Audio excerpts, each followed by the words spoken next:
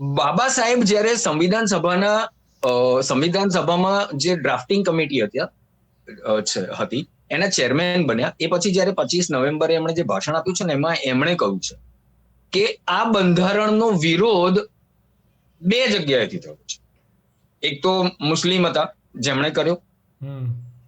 હવે એમનું પણ બિલકુલ એવું જ છે, કારણ કે બાબા સાહેબ આંબેડકર બહુ સ્પષ્ટ માનતા હતા કે the brotherhood of Islam is only for the brotherhood of Musalman is only for Musalmans. એમના ભાઈઓ માટે જ છે ભાઈચારો. આ બાબા સાહેબ આંબેડકર માનતા. બાબા સાહેબ આંબેડકર અને વીર સાવરકર આ બે એવા વ્યક્તિઓ હતા તત્કાલીન સમયના જે એવું માનતા હતા જ્યારે ભારતના ભાગલા થયા ત્યારે સ્પષ્ટ એમણે કહ્યું છે કે જો ધર્મના આધારે આ ભાગલા થઈ રહ્યા છે તો વસ્તીની અદલા બદલી થવી જોઈએ. બિલકુલ. આ આજની તારીખમાં એક મિનિટ હું રોકું તમને. તો આમ બાબા સાહેબના ઘણા બધા વિચારધારાઓ ને એવું બધુંમાં એમણે ગાંધીને મહાત્મા નથી કીધા ને આવું બધું કીધું છે, પણ ક્યારે એમણે વીર સાવરકર માટે એવું કઈ ઘસાતું કે આવું આમ એમનો વિરોધ જેવું લાગે એવું ક્યારે કઈ બોલ્યા છે?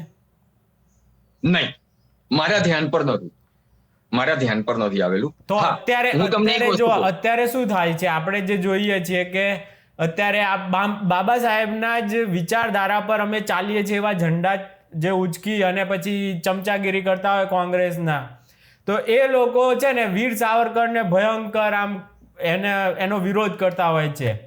તો બંને આમ બાબા સાહેબ હયાત હતા ત્યારે આ વસ્તુએ ઓળખી લીધેલી કેન્સર એમણે, અને વીર સાવરકરે તો ખુલીને બધું કીધું છે ને એવું બધું એ તો ખબર જ છે, પણ બાબા સાહેબે પણ એટલું જ કીધું છે.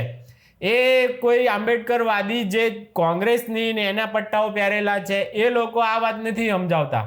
તો બાબા સાહેબની અમુક વસ્તુઓ તમે હાઈડ કરી નાખો, અમુક વસ્તુઓ પેલું કરી નાખો, આવી નીચતા અત્યારે આજે પણ કોંગ્રેસને જે સારું ફાવે ને એટલું જ કરે છે. જેમ કે પછી આવું પૂંજીવાદ, તમે ઉદ્યોગપતિઓ વગર કોઈ વસ્તુ ના મળી શકે, સોનામાં રોકાણ કેટલું જરૂરી છે, આવું બધું બાબા સાહેબની જ આ થિયરી છે. અને સૂટ પહેરે છે ને એની ઉપરથી જ ખબર પડે કે આપણે ઉદ્યોગપતિ બનવાનું છે ને શું આમ મોટા એ ટાઈપનું વિચાર જ એ રીતના થઈ જાય. તમે સૂટ પહેરો એટલે ખાસ તમે ખાદી પહેરો એટલે તમે એવા વિચાર કે ચાલો આનો વિરોધ કરીએ ને પેલો કરીને, પણ સૂટ પહેરો એટલે તમે બધાને હાથે લઈ અને કાંઈક સારું રચનાત્મક કામ કરો, આવું બધું દેખાય જ કે ઉદ્યોગપતિ જ છે એ વ્યક્તિ. તો આજે આ વસ્તુ છે ને બાબા સાહેબનું નામ લઈને જેટલા પણ ઝંડા ઉચકતા હોય ને એ ઉદ્યોગપતિઓના ઘોર વિરોધી હોય છે. મને એ અફસોસ થાય કે બાબા સાહેબ જ્યારે ફોટામાંથી જ, મેં કાંઈ એમને વાંચન નથી કર્યું, કાંઈ નથી કર્યું, પણ ફોટાથી જ આપણે સમજીએ કે આ વ્યક્તિ તો પૂંજીવાદ સમય કરતા ઘણા આગળ, પૈસા વગર પેલું નાણે નાથાલાલ, આ બધું જે એક સામાજિક વ્યવસ્થામાં પણ પૈસા વગર તમારું કોઈ ભાવ પૂછતું નથી, અને આ વસ્તુ પણ એમને ખબર હતી એટલે તો એ સૂટ ને એવું શું કામ પહેર્યું હશે. એ વખતના જમાનામાં જ્યાં ધોતિયું બધા પહેરતા, પણ ત્યારે પણ એમનો ફોટો ને એવું સૂટમાં તમને જોવા મળે. સૂટ વગર તમને મળે જ નહીં. હા, તો પછી વસ્તુ સમજો કે પૈસા, સૂટ, એ આ લક્ઝરિયસ લાઈફ, આ બધું કેટલું જીવનમાં એટલી જ જરૂરી છે જેટલું તમારે જાતિથી તમારું અસ્પૃશ્યતા ને આવું બધું થતું હોય એ બધું નીકળી શકે ને, તો આ એક વસ્તુ છે જે પોતે આચરણથી એમણે કરી દીધું. તમારી તરત જ રિસ્પેક્ટ આપે, તમને કોઈ કહી જ ના કે તમે કઈ જાતિના છો, પૂછે જ નહીં. તમે સૂટ પહેરીને ક્યાંય ગયા હોય તો પૂછે તમને આજે? હું તમને એક વાત કહું એમાં કે ડોક્ટર બાબા સાહેબ આંબેડકરને જે લોકો જાણતા જ નથી, આર્થિક વિચાર પણ નથી જાણતા, બાબા સાહેબ આંબેડકરે એવું કહ્યું હતું કે ભારતે એની ખેતી પ્રધાન દેશ તરીકેની ઓળખ છોડવી પડશે અને ઉદ્યોગોની હારમાળા લગાવવી પડશે. આ કલ્પના કરો તમે.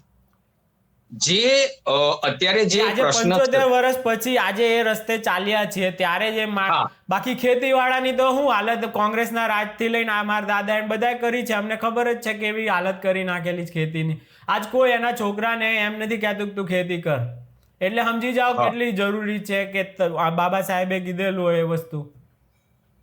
અને એની સાથે સાથે એક બીજી વાત કહું તમને, બાબા સાહેબ આંબેડકરે એ વખતે એવું કહ્યું હતું કે ઉદ્યોગોને અનઇન્ટરપ્ટેડ ઇલેક્ટ્રિસિટી સપ્લાય મળવો જોઈએ. કલ્પના કરો, આ એ સમયની વાત છે જ્યારે હજી તો સ્ટ્રીટ લાઇટો આવી રહી હતી, બરાબર, હજી ઘરે ઘરે લાઈટ પહોંચી નહોતી. એ વખતે આ મહાપુરુષ એવું કહે છે કે તમારે ખેતી પ્રધાન દેશ તરીકેની ઓળખ છોડવી પડશે, ઉદ્યોગોની હારમાળા લગાવવી પડશે અને ઉદ્યોગોને અનઇન્ટરપ્ટેડ, વિના વિરોધે, જરા પણ કપાત વગર તમારે વીજળી સપ્લાય આપવો પડશે જો ભારતે પોતાની જે જૂની ઓળખ હતી એ સ્થાપિત કરવી હોય તો. આ મારા શબ્દો છે, એમના નથી. બીજી વસ્તુ, તમે જે વાત કરી હમણાં, એક એવું હતું કે આત્મનિર્ભર બનવું હશે તો શું કરવું પડશે? આપણે આત્મનિર્ભર બનવું હોય તો આપણે નોકરી દાતા બનવું પડે. ડોક્ટર બાબા સાહેબ આંબેડકરે ભારત સ્વાધીન થયો એ પહેલા એવું કહ્યું હતું કે don't be a job seeker, be a job giver. નોકરી દાતા બનો. હવે તમે અત્યારે જે ખાસ કરીને જે બાબા સાહેબનું નામ લઈને જે એક્ટિવિસ્ટો આવે છે, તો હમણાં એક જગ્યાએ મારે જવાનું થયું હતું. આ એક બીજો વિષય છે, થોડી આડ વાત છે, પણ મને લાગે છે કે કરવી જોઈએ. ડોક્ટર બાબા સાહેબ આંબેડકર એમના જીવનના યુવાનીના લગભગ એવું સમજો કે 3.5-4 વર્ષ અમેરિકા ને ઇંગ્લેન્ડ રહ્યા છે. અમેરિકા ને ઇંગ્લેન્ડની ધરતી, ત્યાં એમને કોઈ ઓળખતું નહોતું, કોઈ એમને પૂછનાર નહોતું, કોઈ એમને રોકનાર નહોતું. પરંતુ બાબા સાહેબ આંબેડકરે એમના જીવનમાં ક્યારેય તમાકુ અને શરાબ, દારૂ એને હાથ સુદ્ધા નથી લગાવ્યો. ક્યારેય નહીં. આજે સ્થિતિ એવી થાય છે કે ખાસ કરીને શેડ્યુલ કાસ્ટની વાત કરું, અનુસૂચિત જાતિની વાત કરું, તો તમે ક્યારેક જોજો કે કોઈ વ્યક્તિ, મને ઘણી વખત એવું થાય કે તમે એક બાજુ મોઢામાં તમારો માવો ભરેલો છે જેમાં 135-400 બાગબાન ખબર નહીં કયા કયા આવે છે, કાં તો પછી વિમલ દબાવેલી હોય જેમાં સરસ મજાની તમે તમાકુ મિક્સ કરી છે, માવો મસળીને ખાધેલો છે, તમે પિચકારી મારો છો અને પછી જય ભીમ બોલો છો. નૈતિક રીતે શું મને અધિકાર મળે છે ખરા બાબા સાહેબ આંબેડકરનું નામ લેવાનું? જે વ્યક્તિ એમને કોઈ પૂછનાર નહોતું, કોઈ ઓળખતું નહોતું, કોઈ રોકનાર નહોતું એ વખતે, અને ત્યાં શરાબની તો છોડો ઉડતી હતી, બીડી એટલે સિગરેટ, સિગાર, તમાકુ પણ મળતા હતા, પરંતુ એમણે હી ફોકસ, એ માણસે માત્ર, આ મહાપુરુષે માત્ર પોતાના અભ્યાસ પર ધ્યાન પરવું સંપૂર્ણ. અને એ કદાચ એવું માનતા હોય તો બી કે એનાથી મને શું ફરક પડી જવાનો, હું લિમિટમાં પીશ. અમુક લોકો આવું બધું કરતા કે હું કોણ જોતું તું ત્યાં? અને આવું પતિકભાઈ, કોણ જોતા હતું ત્યાં આગળ? કોઈ નહીં. હવે તમે જે વીર સાવરકરની વાત કરી, હું એવું માનું છું, મારું એવું માનવું છે, મારો જે અભ્યાસ છે અને મેં જે એનાલિસિસ કર્યું છે એ એનાલિસિસ મુજબ હું એવું માનું છું કે આંબેડકર હિન્દુ વિરોધી ક્યારેય નહોતા. બરાબર. આંબેડકર હિન્દુ રિફોર્મિસ્ટ હતા. હિન્દુ રિફોર્મિસ્ટ હતા. વીર સાવરકરે પણ ઇન્ટરકાસ્ટ મેરેજીસની વાત કરેલી છે.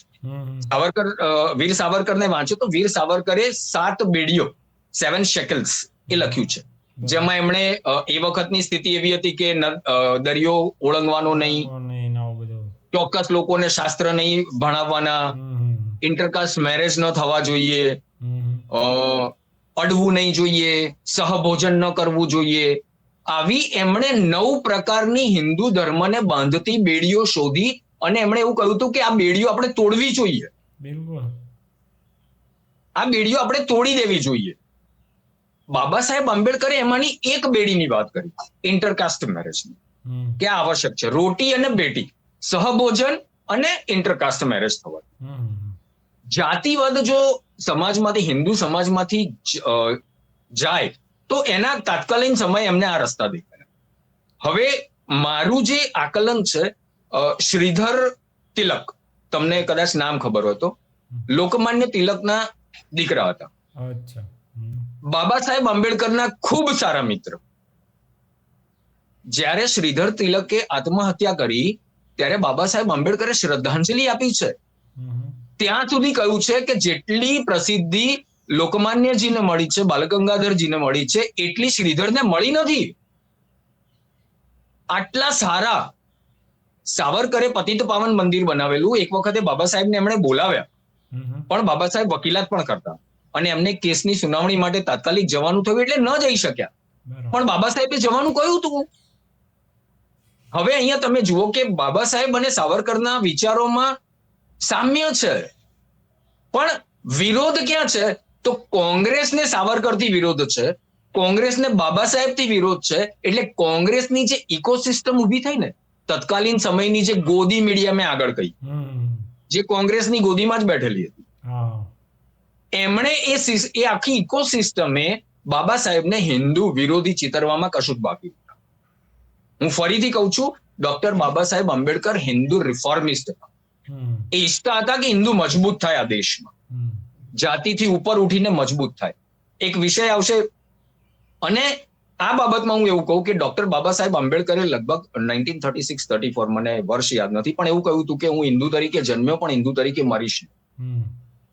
એની પાછળનો ઇતિહાસ આપણે જોઈએ ને તો 1932 પહેલા બાબા સાહેબ આંબેડકરના વિચારો વાંચીએ અને ત્યાર પછીના વિચારો વાંચીએ તો જે બાબત પૂના પેક્ટ થયો, પૂના સમજૂતી ગાંધીજી અને ડોક્ટર આંબેડકર વચ્ચે થઈ, અહીંયા એ યાદ રાખવા જેવું છે કે ડોક્ટર બાબા સાહેબ આંબેડકરે એ સમજૂતી ગાંધીજીનું જીવન બચાવવા માટે, બાબા સાહેબે જેમ તમે કર્યું ને કે આ મહાપુરુષ સમયથી ઘણા આગળ હતા, ઘણા આગળ.